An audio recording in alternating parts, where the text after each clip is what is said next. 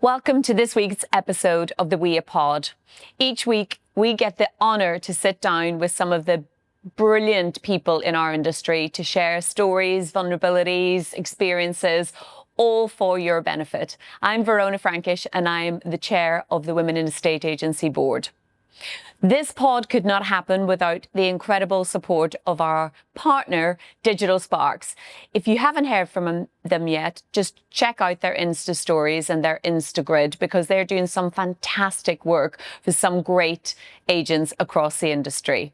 So we have another pod ahead for you today, a fantastic conversation coming. You're not going to want to miss this. Welcome to the We Pod.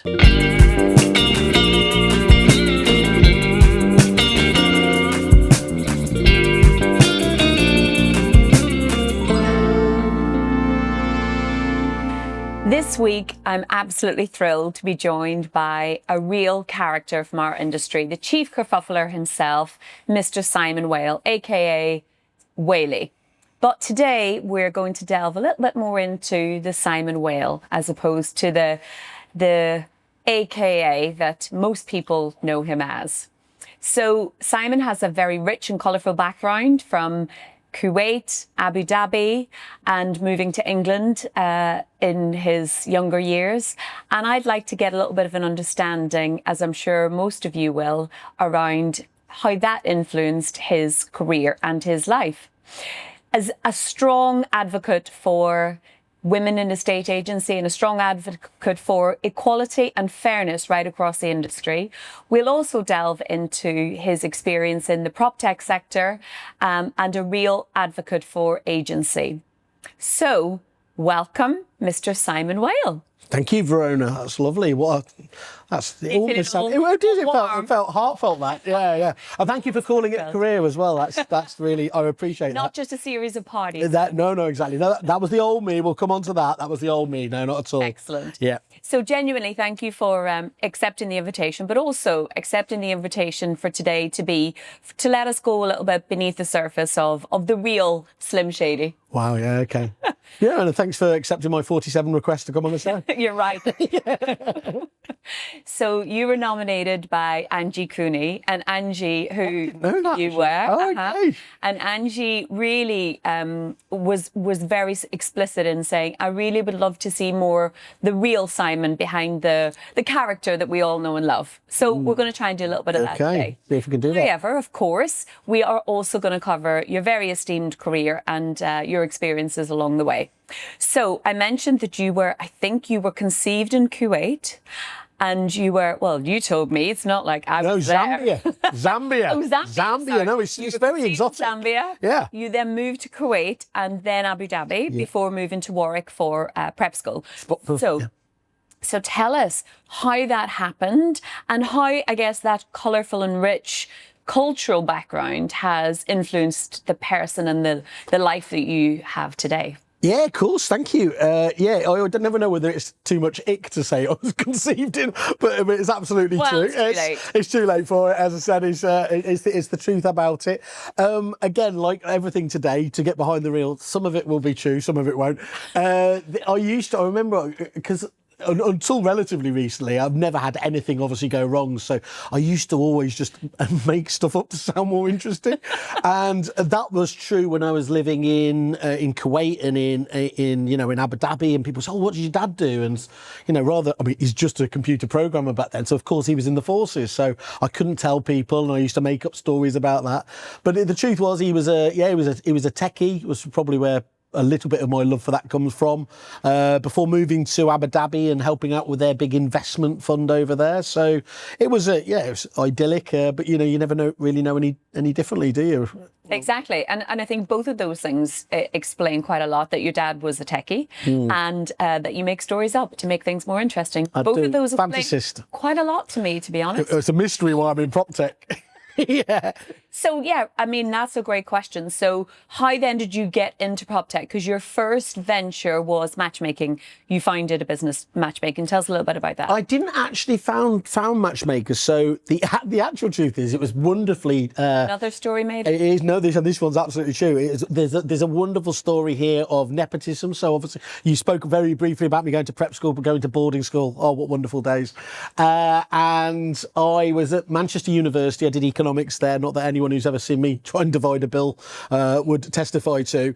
And I was never. It was the eternal course. I was never leaving. I was just doing course after course, software engineering and things like that. And finally, my dad says that you just can't. You can't continue like this. You can't stop bumming around. I think I'd set up Indulgence Travel.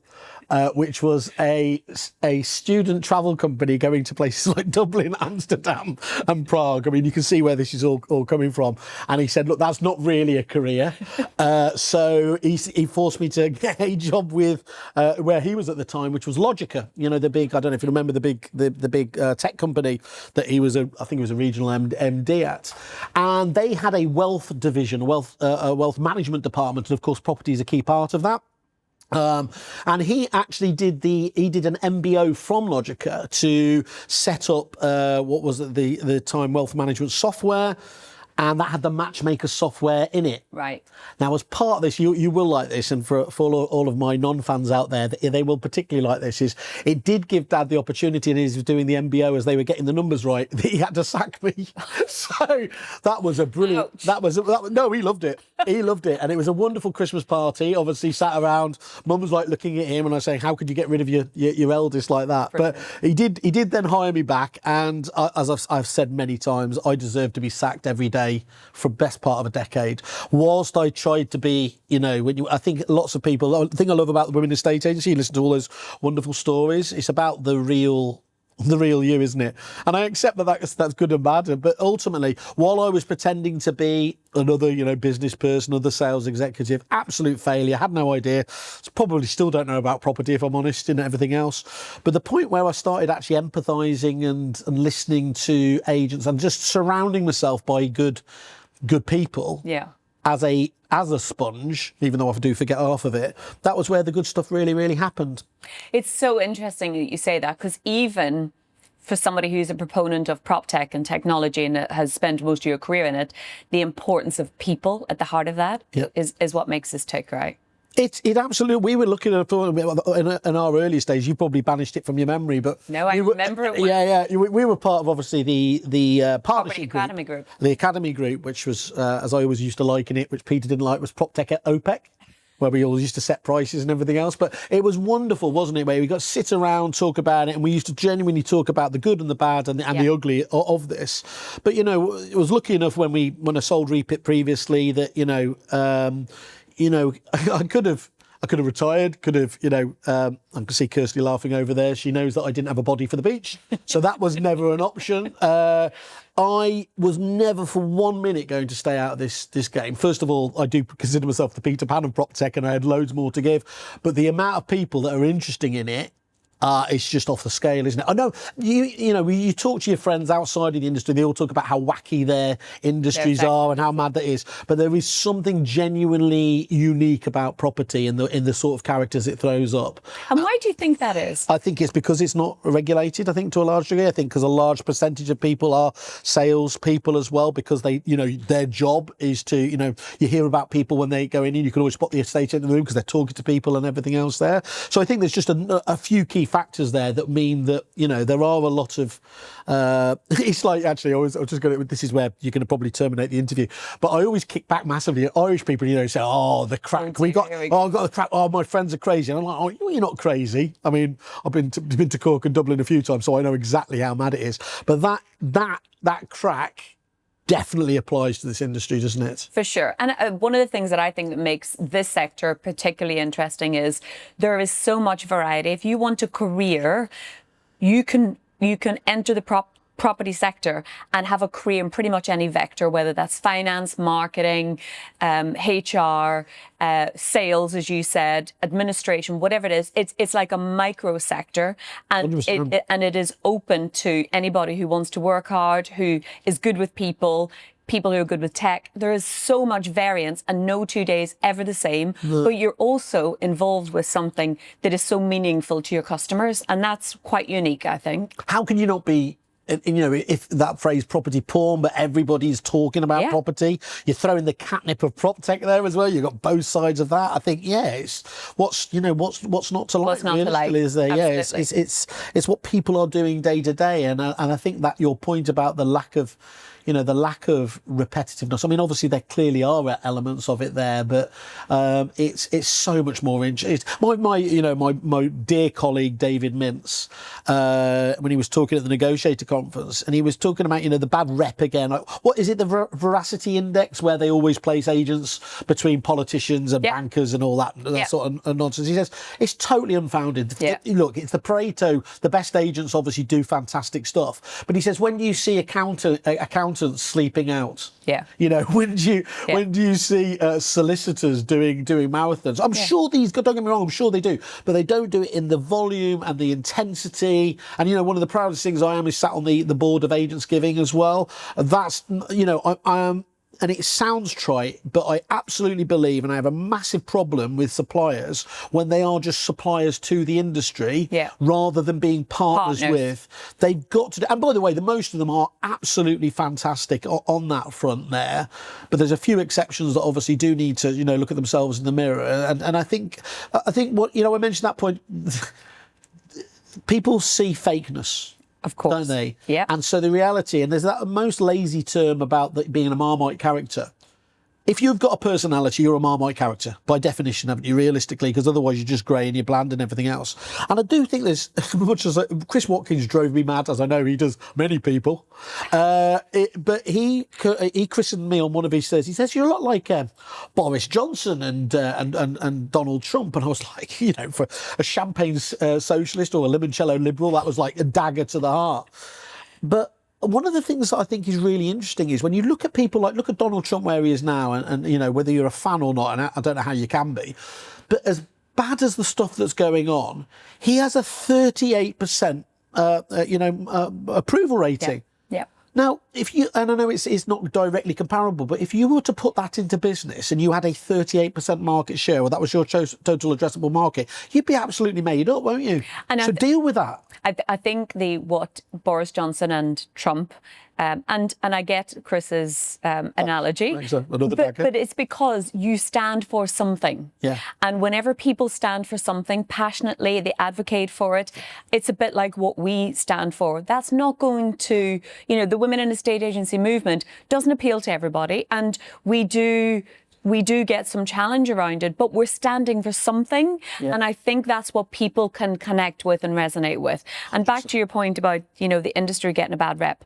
As you know, we went to the Lake District a few weeks ago. There were 70 people from the industry came together to do something really special and amazing. And it was hard graft, but it was such a special day. And we said exactly that on that day. This industry gets such a bad rep, but the public and other industries don't see things like what we did on that day or that weekend. And I totally agree with you. We need to show more of that to the public for people to see what we're about. I think when Peter Knight set up Agents Giving in the first place, that was the intention, wasn't it? It's because it's all fragmented, because it's broken down and people see it, in their individuals, but they're not seeing agency as a whole. The collaboration there. Yeah. And look, I think we've still got a long way to go, and we really want to get the portals involved. We want to get the suppliers on board, because if they can do that, everyone benefits, don't they? And I think that's massively there. And things like, again, coming back to it, thank you, it's interesting as called woke Whaley and everything else, but I have some of the most abhorrent views ever, but they will be honest, and they will be thoughtful, and they will come from a place and stuff, and it's much easier to remain quiet, isn't it? I mean, and without a shadow of a doubt, there are people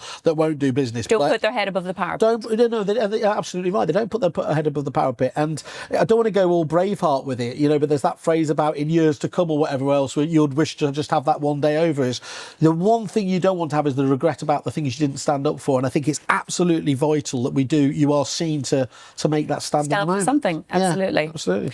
Okay, so you've spent a huge amount of your career in PropTech space, 15 years at Repit. Yep. And I think that's pretty well documented. So I'm not going to go down that rabbit hole. My expenses are well covered, although they weren't.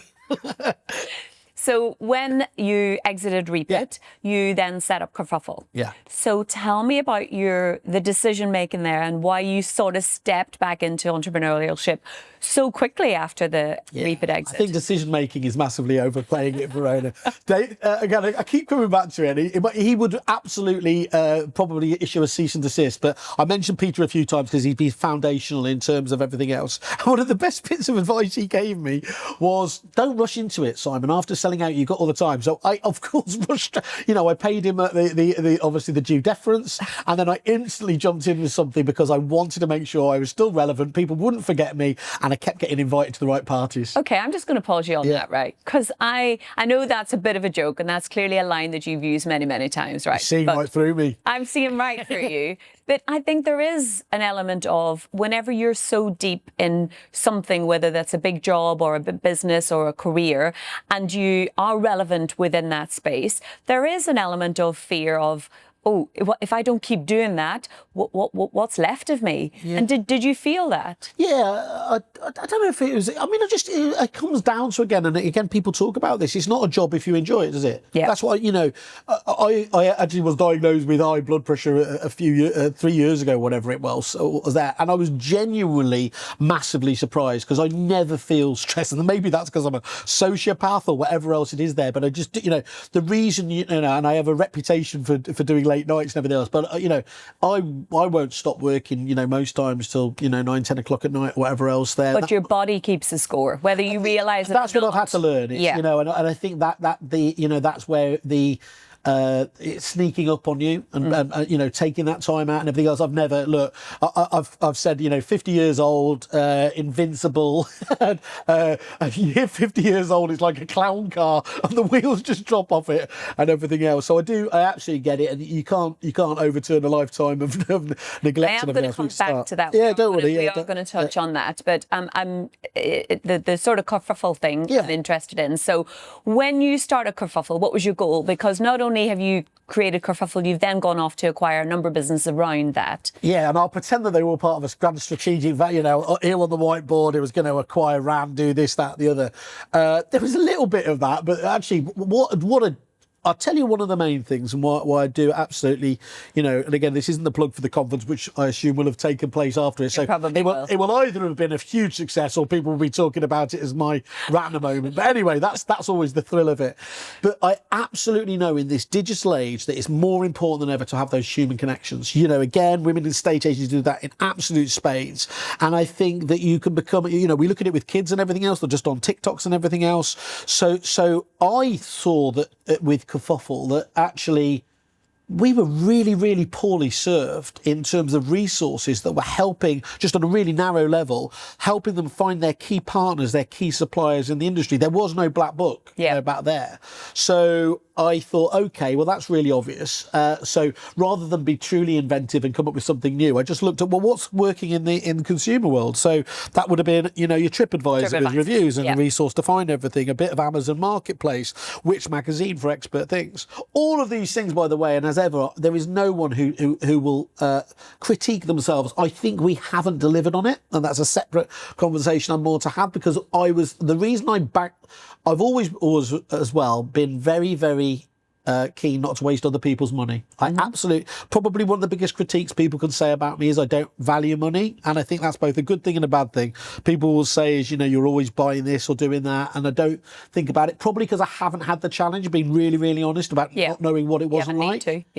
So that works for me in some levels. But the other thing was, I don't want to take the piss, and I don't mind taking the piss, but certainly not wasting other people. The amount of tech companies out there that have gone out, taken money off people and just burned through it. I knew we were going to be testing and trying new things, so I thought that was beholden on myself to be able to do that. Sense. So to go out there to give agents and suppliers, and I genuinely believe, I'm not one of those people that always believe you have to win a negotiation. I absolutely believe that the sweet spot is where two partners come together and you agree on something. If it's a win-win, because if it isn't a win-win, then someone is losing and someone's winning, and that's not the good balance for a partnership. And it's totally fake, isn't it? Because actually what happens then is if you win that negotiation, the expectation level for the other party is already up here, and so you're on the back foot there. And as I said, one of the things I was most proud at Repeat and everywhere else is the relationships and the the emotional connections you have with people, put stuff in the bank for when I will inevitably, can I swear? Of course, yeah. Fuck it up.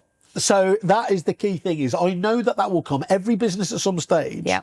And I found the really powerful, I don't know if you ever knew him, but it was David Stewart Smith was a fantastic agent up at Andrew Grant in there. Okay.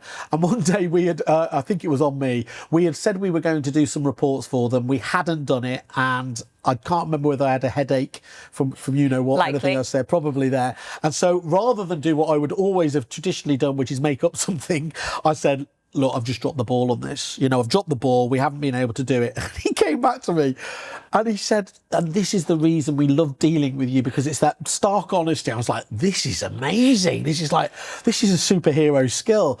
And I have thought about that, is if you are honest with yourself and you can, and you genuinely do, you don't do it in that cynical way, is, again, it really does put you in a good place for the future to be able to build on that. Absolutely. And it builds trust. Yeah. You know, we've touched on this briefly before at PM1. We talked about culture on stage, yeah. and I talked about vulnerability and how I've learned in my career how important genuine vulnerability and authenticity is. When you're honest with someone and say, I've dropped a ball, I haven't delivered that, you get so much more respect and trust in that relationship than you do by making something up. It was, not to blow smoke, it was the only thing I tweeted from Property Mart that day. What was the actual quote? You said it was something about... I said, I've never, in my experience, I've never seen anything bad come from being vulnerable. That absolutely resonated with me. I just thought that's just so true, isn't it? There is... Or actually, can I add a caveat? It does, but those people, you know, you don't want to deal with anyway, do they? You know, frankly, that's... I'm okay with that. You know, I think one of the most important things is, again, when you're a hungry salesperson, you want to win every bit of business. That's one of the most dangerous things you can do. I mean, I understand it there is. The true skill that comes only through experience is knowing which business to say no to. Where to walk away. Because they will absorb all your time, energy, you know, mood hoovers. Exactly. And if you think about a state agency in its most basic sense, know the customers that you want to work with. The ones who are going to give you the hardest time at the start are the ones that you should really walk away from. Yeah, so totally you don't want to agree. be one of the 50 who switch agents, because this is the thing, and this is where the public need to look at themselves in the mirror, blaming the agent when they've been over optimistic themselves and my house is different. Won't listen to the honesty. Just ridiculous. Yeah. I mean, I have no time for that. So coming back to PropTech and technology, specifically, there's obviously a lot of advancements in this space. I'm interested in your view on what are the things that you think are actually going to really make a difference over the next 3 to 5 years, and what are the things that are maybe overhyped? Well, that's fascinating, because you know, by the time this comes out again, it's going to be out of date. But I think AI's obviously been absolutely sensational in terms of, but let's be honest, most of that has been around content creation. And as brilliant as that is, ChatGPT and these other tools out there are probably the lightest part of AI. And that's the bit that I really find is the bit that will be coming in now is the automation bit, isn't it? Genuinely, you know, what we've been promised with all along, making your lives easier, doing the stuff that, you know, this whole thing about it's going to replace jobs. It's largely going to replace jobs that people don't want to do anyway. Absolutely, totally agree. The administration, the grind, and that will, in my opinion as well, it will allow us to elevate salaries, elevate job roles, fulfillment, satisfaction, and elevate skills and level up the industry as a whole. That's totally... I mean, I think, look, I was reading the book from the ex-Google head of AI, and he was saying, look, there is definitely... Anyone who says there's not going to be downside is absolutely... There's massive, like industrial revolution. Is this Mo Gaudat? Yeah. Is it Mo Gaudat? Yeah. Oh, he's genius. Just amazing. I mean, there's some of it scary, but just absolutely amazing. Yeah, it's exciting and scary in equal measure. And I think that's what it has to be, doesn't it? Because again, you know, all the good stuff does happen when you're in. It's like whenever we go back to those academy sessions. Whenever anyone stands on stage, as they do at Women in Stage, they say this is going to be an interactive session. Oh my God. And then whether it's beatboxing or dancing or everything else, that's where the great stuff is. And I think it's really beholden on you to challenge yourself, isn't it? That's it. So although as a classic Brit who hates all that interaction and anyone who's dressed like a classic Brit. Well, this is just to distract that there's nothing going on in the personality states. But I think there's a real risk, and I do think this. I can't stand him as a human being, but Elon Musk is absolutely right in some areas, and you've always got to be careful with that, haven't you? Like our friend Russell Quirk, you know, I disagree with him on everything else. That doesn't mean a large amount of what he says isn't absolutely true. And where Musk talks about people are going to have to start planning for a future where you don't actually have jobs, and where do you create that? Because the level that the AI is going at, without a shadow of a doubt, is going to own that up. And so whether you're talking about universal income as a much wider kind of angle there, but for me, all the positive stuff comes with if you know, until these things are literally robots and face to face like we are here, you know, that's great, isn't it? Because isn't this the bit that you enjoy? Isn't that the bit that we want to have and everything else? So understanding that, you know, I can never remember the quote. I always get all quotes wrong, but there's that phrase where you always overestimate what's going to come in the next year or something, and underestimate the pace. That's going to be the one there, isn't it? So these ones that are coming back on everything else. I mean, look at you know, we're here in Ben's studio today, and we're looking about video and everything else.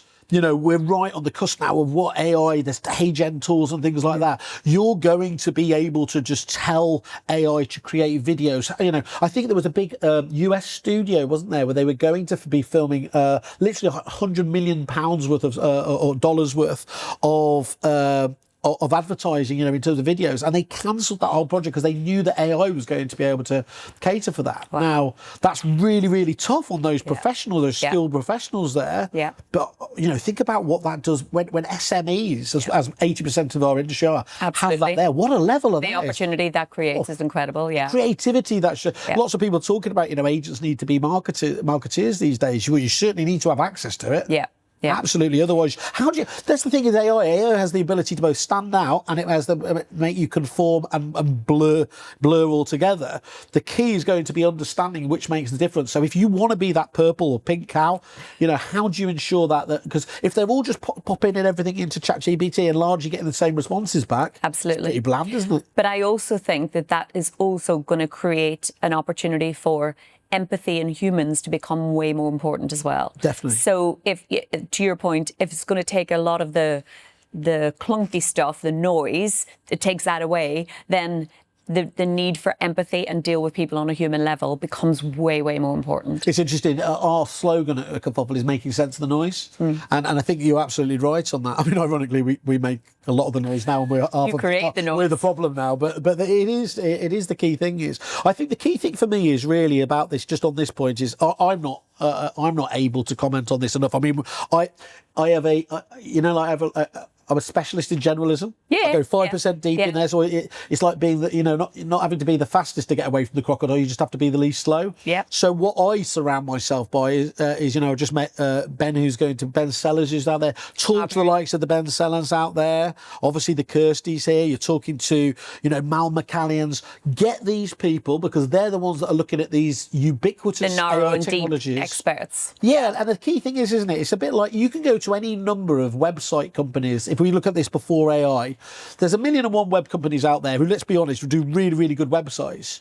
But then you go to them and talk about, I want you to do a property website, and then you have to talk about property searches. And so what you're looking at now is finding those experts we've always been accused that we're way behind other industries. Find those people who are tapping into those other AI tools that are in other industries and making them relevant here. And get to them at the sweet spot, which isn't the guinea pig stage where you go through all the pain. It's not at the stage which is later on where you're just having to invest in something because all your competitors have it. It's in that Goldilocks stage where you're actually able to make the most, take the most advantage of it. Yeah, very good advice. Very good advice. It's almost if you do this for a living. Yes.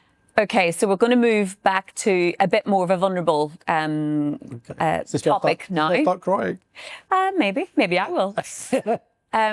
So you talked about the fact that you are full pelt, you don't listen to your body, you don't really acknowledge that there's any stress level.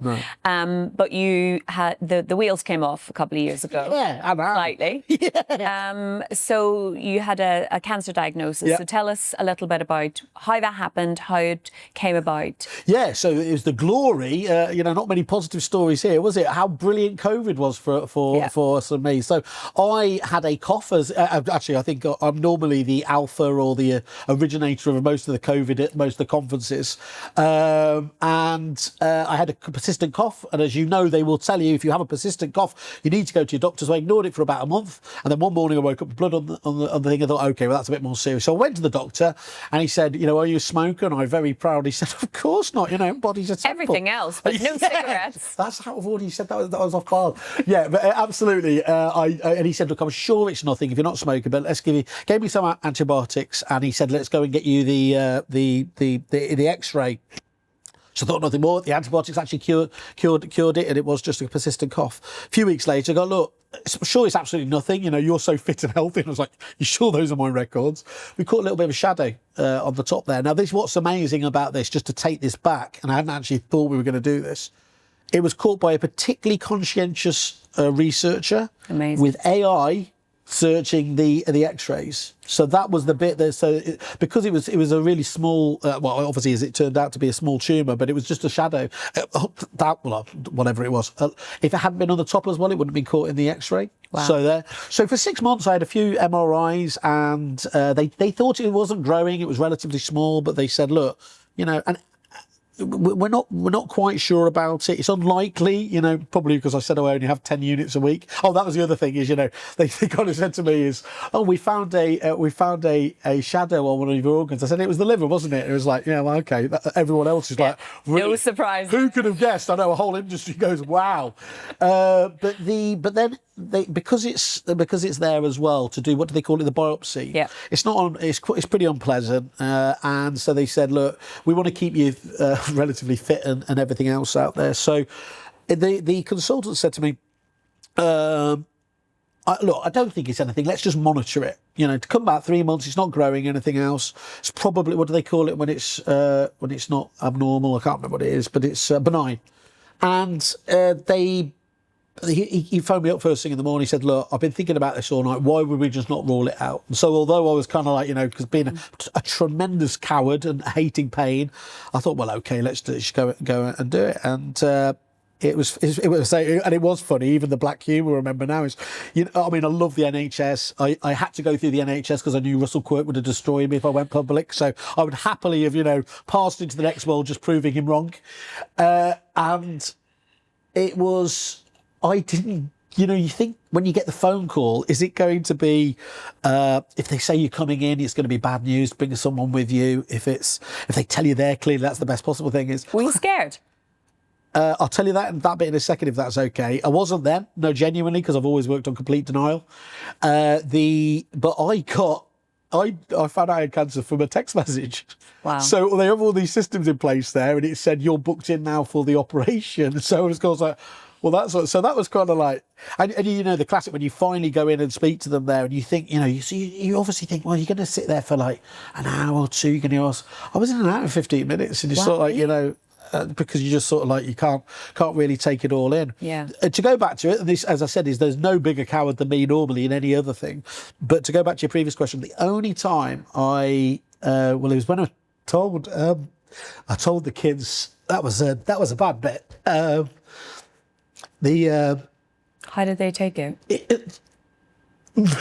Millie was brilliant because she said it's not inherited, is it? I can't catch it. So it's not catching. She came back the day afterwards and called me Daddy Tumour. So that was exactly the way that the Whale family would do. The apple doesn't fall far from the No, I know. That is a problem there. George was absolutely fine. Actually, I hated telling the parents even more.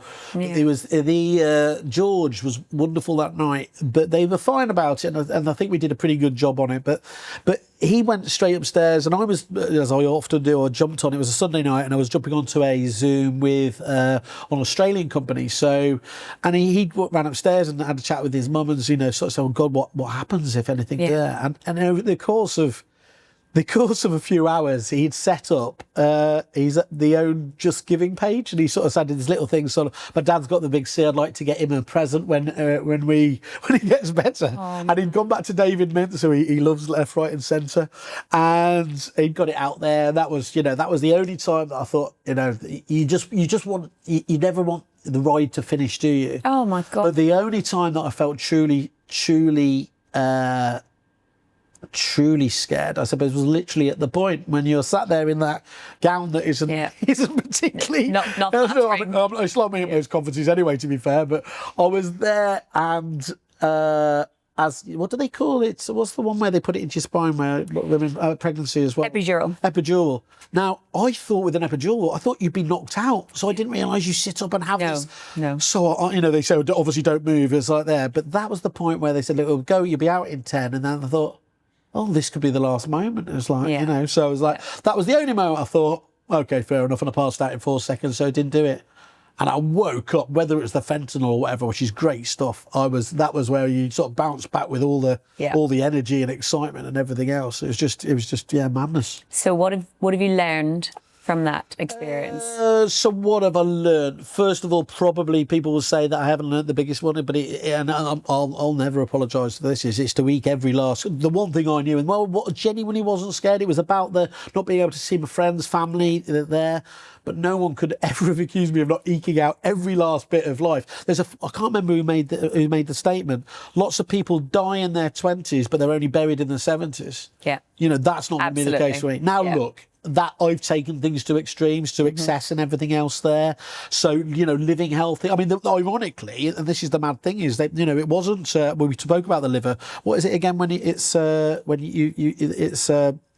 affected by booze or whatever else? It was fine. Well, they won't give you the what do they call it? The biopsy? No, not the biopsy. The resection if it's obviously affected by alcohol because it won't survive. Yeah. So perversely, it's in the top 10 or 20% functioning livers, which I am as surprised by anything. What it was down to, what they said is likely is it was a fatty liver which affects so many people there, and that's where the bad stuff. So living as a slob, but just eating well. The famous, eating out, obviously. Drinking too much, that creates obviously an environment for it, of course, and I didn't exercise. Now actually, perversely, at the time I started swimming has always been I've always loved, but it's been so boring, and I've got these wonderful headphones that you can listen to underwater, so I go in there and I come out like speaking Mandarin these days. Awesome. So I started like literally swimming an hour or two a day, so that's been great, bringing me down from my previous jabberesque size, and I would have done much more of it. Amazing. I could see Ben judging me over here, but obviously I might not have gone to his extent. I certainly would never have got many people in Ben's category, to be fair. So just living that bit there. I think not having left things unsaid. Yeah. This is all the obvious stuff and everything else there. Well, I mean, not everybody gets the opportunity to get that reset, to remind them of the things that's important. So you have to make sure that you honour that properly and live your life to the full and do all the things that you want to do. Yeah, Ben at Hatton Home, obviously Benji, who I absolutely adore. This is where I kept telling everyone he either had Parkinson's or had MS, and I keep getting it wrong, and I said, that's because I pay a lot of attention to myself rather than you, but. Whichever one, as he says itself, I think I'm allowed to say it's the shaky one. As Parkinson's then. It's Parkinson's then, okay. And he summarised it for me. He said, look, if he hadn't been diagnosed with it, he might have just carried on, fairly unhappy. So he knew he had a finite amount of time. It set him on the right course and everything else. And I think, I have been given a gift to do it and enjoy stuff. So yes, I don't want to go slow, but it's just doing it at the right levels, isn't it? I suppose. Yeah. Well, good lessons. Yeah, I think so. So we've reached the point where I do have to wrap. I literally could speak to you for the next couple of hours, but it probably means we'll just have to bring you back for a second episode. So I want to sort of switch on to just talking a little bit about women in estate agency, and you have been a fantastic advocate for all that we've been doing, and we genuinely appreciate that. And we will also be at Kerfuffle Con, which will be gone. Emphasis on the con, by the way. That's always a little wink there. Yeah. No, thank you. and it is a genuine two-way street. Yes, we want to have you there. We obviously want to have you guys at RAN, and for me, it just feels so important that me and Christian Byfield, obviously another huge fan of it. it's like we roll our eyes. We just can't. Why is this even up for conjecture? Why? What, you know? You said it at the conference. I think it was, again, if I misquote you, last year. You know, when you know this is a success, where you're not even talking about how many men there are there. It's just another conference. That's when you nailed it, isn't it? Yeah, that's absolutely what it's about. But unfortunately, we're not there yet. No. So we continue to fight the good fight. So from your perspective, and frankly, your vantage point, it would be interesting to get your thoughts on what do you think of the inequalities that still exist that you see in your world? The most obvious one, and this is where I keep coming back to, and I know he gets a little bit of grief, but I'll stand by him left, right and centre, is Chris Watkins on stuff, because, you know, nobody has done more to platform and to interview and do it. And this is where I think we need to take a good long look at ourselves and say, look, when we're being clumsy, when we're being like your uncle and your granddad who were saying the things there, you know, give us that feedback, let us know about it, because we're trying to find our way, and we will, of course, make mistakes about it. But give grace. Give grace. What was some of the clumsiness happens. It's the intent that matters, right? I really think so. I think we got a bit of grief, and again, you know, you do that kind of thing. You know, people say like again, oh no, I never read, you know, what people say about you on Pi and everything else. But somebody made the point, you know, and I know we did balls up here, but this was, you know, the point about having the right balance of men and women and everything else. And at one stage when we went out for the conference, it looked like it was like to use the phrase sausage fest and everything else there. But it was, first of all, it wasn't totally updone. And then the other thing is, and this is where again I need to take it on the chin, because, you know, that famous the optics don't look good, is where you know, but I don't go out with groups of friends and then think, you know, you've got to have 5 men and 5 women there. Yeah. And so I think really understanding that and giving that feedback. I mean, I love the thing that David Mintz was saying, look, you know, we have dropped the ball on this. And people like Toby, I do think there is just an educational thing. I think it's really, really hard when we're looking at setting up podcast conferences. It's so bloody difficult to set it up anyway without having that additional thought. But what I love about the likes of Toby Martin and David Mintz is it's beholden for the men as much as anything when they're going on in there is, guys, you know, look around this panel here, you know, maybe not to say, you know, I'm not going to do it, but have you thought about this? And a lot of the time it will be as simple as that. But what got to annoy me a little bit was, you know, somebody made the point about it was saying, you know, some people talk the talk and everything else, and that's where I just have to, you know, I have to draw. It's down to my ineptitude and lack of organisation and everything else there.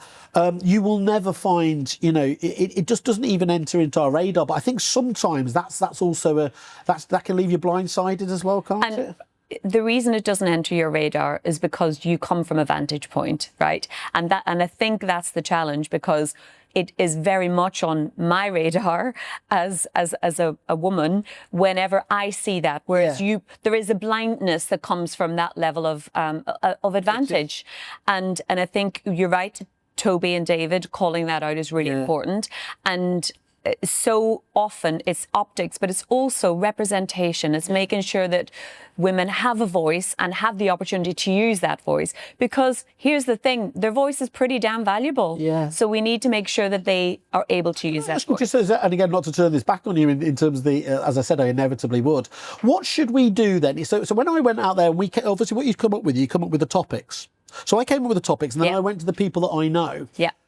Is it beholden on us then as organisers to, when we come up with those topics, then to say, you know, we do need to make sure that, you know, if for example, one of the experts I know as a man, it's then to just go back and say, actually, who is the woman that's representing in that area? Is that what is that what it's about? Okay, so here's the thing. Tokenism, I am not a fan of. And that's what I can't stand, Me neither. And it's more, it's actually insulting whenever it's a token gesture, right? But I think, because we haven't had the opportunities in the past, personally, I've had to push and push and push and push, and in order to have my voice on any platform.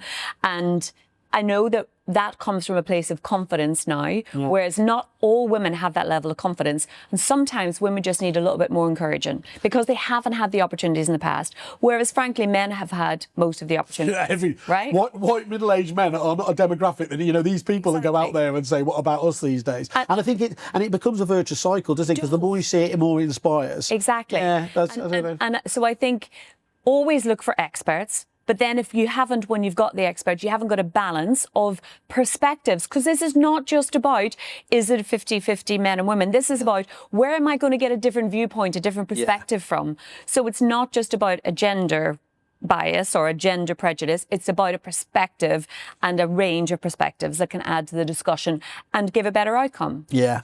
Yeah, that does help clear it up. Great. Okay, I'm going to move to my final question. Yeah. So I mentioned that Angie Cooney had nominated you for the chair. I'd like to ask you, who would you like to see in the WEA pod in the future?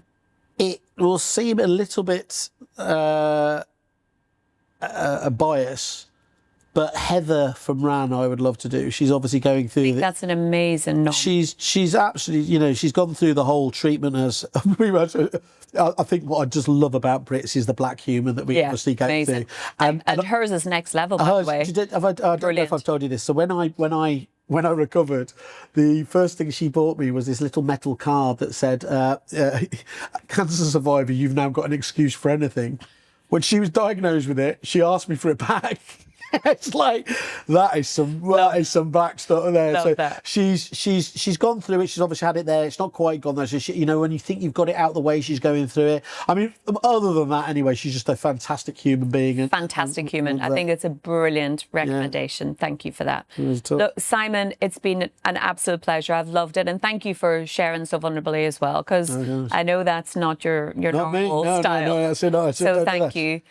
Thank you to Simon. What an incredible guest. If you love this conversation, please tell your friends, please share and subscribe, and we see you next time.